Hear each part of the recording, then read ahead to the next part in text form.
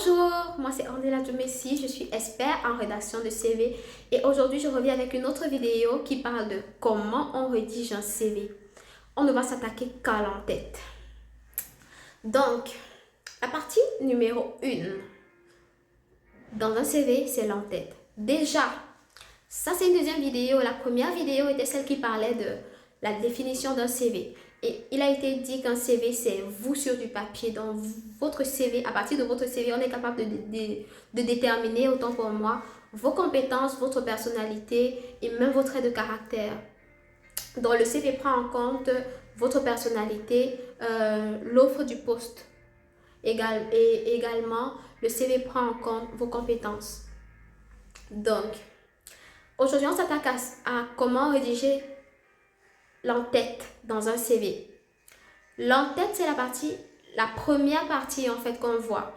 Donc, qu'est-ce qui vient en premier? C'est le titre du poste. Le titre du poste vient en premier. Généralement, certaines personnes mettent le titre du poste en premier ou bien ils mettent le nom et prénom en premier. C'est pas bien grave. Mais en fait, le titre du poste doit être l'une des choses après le nom ou bien avant le nom qui est vu, qui attire l'attention. Le titre du poste. Il ne faut pas juste mettre des choses qui sont des choses globaux et tout. Comme par exemple, si vous faites dans la communication, vous mettez communicateur. Mais quel type de communicateur vous êtes? Est-ce que c'est de la communication externe que vous faites? Est-ce que c'est de la communication interne? Est-ce que c'est de la communication digitale? Est-ce que c'est de la communication institutionnelle en fait? C'est très important de préciser parce que une entreprise, quand elle vous recrute, elle veut quelqu'un qui va amener son chiffre d'affaires à un autre niveau. Ça veut dire que lorsque vous mentionnez quelque chose en fait sur votre CV, ça doit avoir un rapport direct avec le titre du poste que vous avez mis. Et le titre du poste doit avoir un rapport avec l'offre d'emploi qui est à pourvoir. Donc c'est très important. Pourquoi est-ce que vous postulez? Et quand vous prenez ça en compte, en fait, vous comprenez que un CV égale à un poste. Ça veut dire que si vous avez 50 000 expériences professionnelles, ce n'est que vous n'allez pas mettre tout ça en fait dans un CV. Un CV égale à un poste. Et tout ce qui est dans le CV dépend de ce qui est en tête, dépend du titre du poste en fait. Donc, le premier élément de l'entête d'un CV, c'est le titre du poste. Le deuxième élément, c'est votre nom et prénom. Le troisième élément, ça c'est les deux éléments là viennent en premier, mais le reste en fait c'est comme vous voulez. L'adresse mail, la localisation, le numéro de téléphone.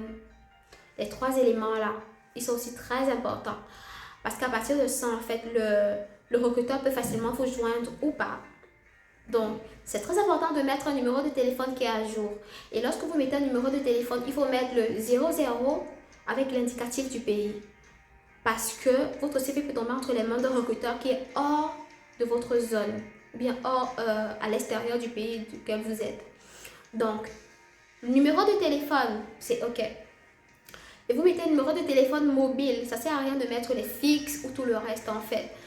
L'adresse postale, ça c'est beaucoup plus pour ceux qui sont en Europe parce que ceux qui sont en Afrique, on n'a pas vraiment d'adresse postale en fait. C'est beaucoup plus la localisation. C'est pour ça que je dis généralement à ceux avec qui je travaille que c'est adresse postale ou localisation.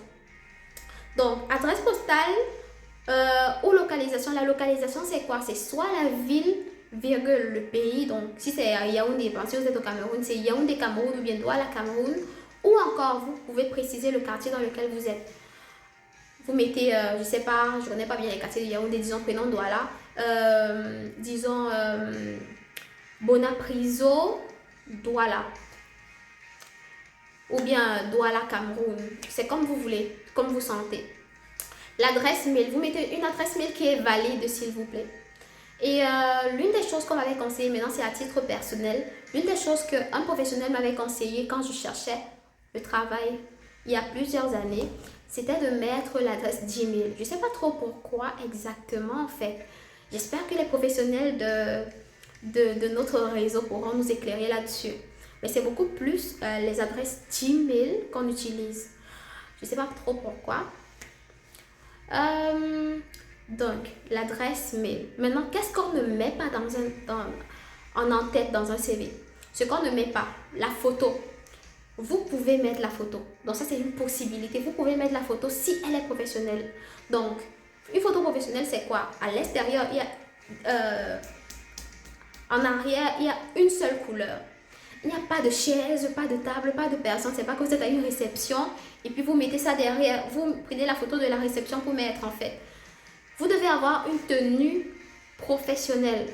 Vous ne devez pas avoir, on ne doit pas voir certaines parties de votre corps.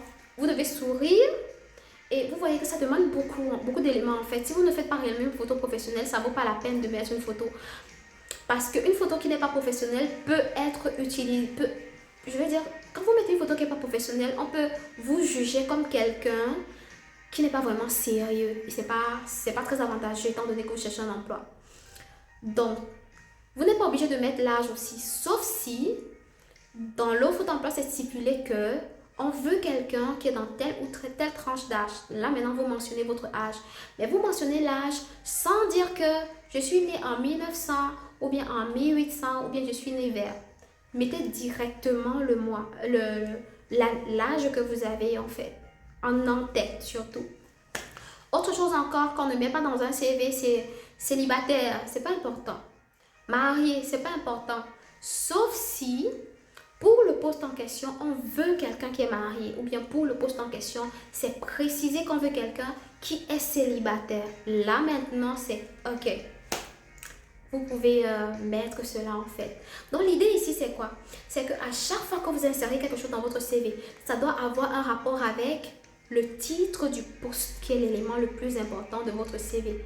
Après ou avant votre nom. C'est très important de prendre ça en compte en fait. Ce qui fait que vous pouvez avoir 5, 6, 7 CV. Il n'y a pas de souci. En fonction de vos expériences et en fonction de ce que vous savez faire. Parce que quelqu'un peut être expert en plusieurs domaines en même temps. Quelqu'un peut être passionné par plusieurs éléments en même temps. Donc, à chaque fois que vous mettez quelque chose dans un CV, c'est ça en fait. Vous prenez ça en compte. Donc, ça, c'était globalement ce que je pouvais dire en ce qui concerne l'entête dans un CV. Si vous pensez que j'ai omis quelque chose, vous avez des questions, des suggestions, je suis partante, je suis preneuse en fait. Je vous écoute en commentaire. Et également, si vous voulez ajouter quelque chose, partager un témoignage ou quoi que ce soit, une anecdote, n'hésitez pas. Je suis partante également. Ce fait un plaisir de parler de ce sujet qui me passionne avec vous. Et on se revoit à la prochaine vidéo. Au revoir.